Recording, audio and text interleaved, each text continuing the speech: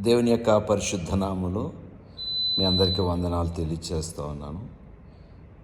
విశ్వాసులమైన మనము ఈ భూమి మీద ఆయన పిల్లలుగా జీవిస్తూ ఆయన మీద ఆధారపడి మన జీవితయాత్రలో ముందుకు సాగిపోతున్న మనము మన నిర్ణయాల విషయాల్లో చాలా జాగ్రత్తగా ఉండాలి. మన నిర్ణయాలు తీసుకునేటప్పుడు మనం ఎంతైతే జాగ్రత్తగా ఉంటామో దాన్ని బట్టే మనకు ప్రతిఫలం కూడా వస్తూ ఉంటుంది. దైవ సంబంధమైన అంటే దేవుని సంబంధమైన నిర్ణయాలు మనం జాగ్రత్త తీసుకోవాలి. జాగ్రత్తగా రూతుని జ్ఞాపకం చేసుకున్నట్లయితే రూతు తీసుకున్న నిర్ణయము తన బ్రతుకు ఆశీర్వాదకరంగా మార్చబడింది.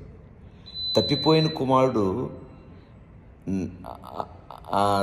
కుమారుడు పందులు పొట్టు తినే స్థితికి దిగజారిపోయినా ఒక నిరీక్షణ ఉంది. ఏంటంటే నన్ను ప్రేమించే తండ్రి ఒక అతను ఉన్నాడు అని గుర్తెరిగి మరలా తండ్రి దగ్గరికి వచ్చి దైవ సంబంధమైన నిర్ణయం తీసుకుని మరి తన జీవితంలో మేలు పొందాడు.